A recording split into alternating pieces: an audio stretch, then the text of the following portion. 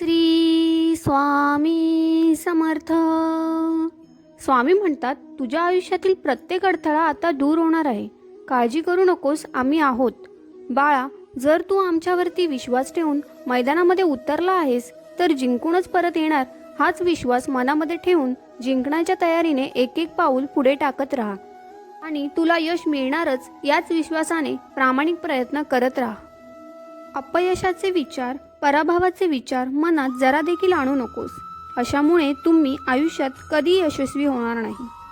नेहमीच सकारात्मक विचार करा, नेहमी जिंकण्याचा विचार करा आणि मग बघा, तुम्ही जो खेळ खेळत आहात त्या मैदानात तुम्ही अगदी जिद्दीने उतरला आहात. तो डाव कसा जिंकता येईल यावरती विचार करा. तुम्हाला तुमच्या आयुष्यात यश मिळणारच. तुमच्या आयुष्यात जर तुम्हाला काही मिळवायचं असेल तर त्यासाठी प्रयत्न करावेच लागतील. मेहनत, कष्ट घ्यावेच लागतील. कारण बाळा, कष्टाला पर्याय नाही. आपल्या आयुष्यामध्ये काही गोष्टी मिळवण्यासाठी एक योग्य वेळ ठरलेली असते. ती वेळ आल्यावरच आपल्याला त्या गोष्टी प्राप्त होतात. वेळेच्या आधी कुठलीही गोष्ट भेटत नाही.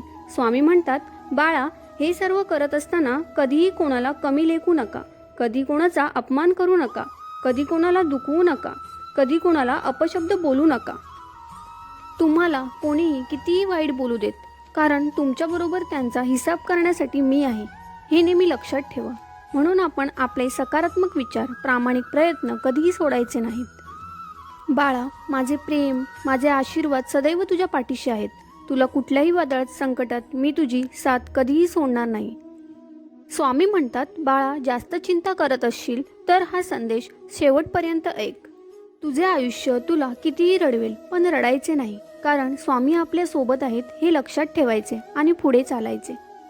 जग तुम्हाला नावे ठेवण्यात व्यस्त असेल, पण तुम्ही नाव कमावण्यात व्यस्त राहा.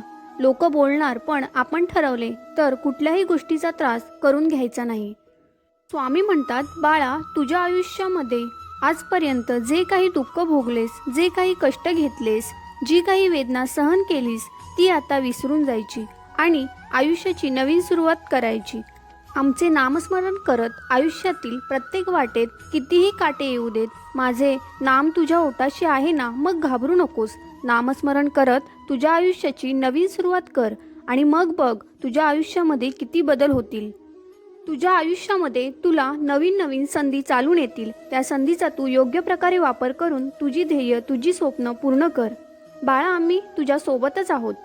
आजपर्यंत तू ज्या काही गोष्टी आमच्याजवळ मागितल्या आहेस, ज्या गोष्टींची तू अपेक्षा केली नसशील, त्या तुझ्या आयुष्यामध्ये चालून येतील.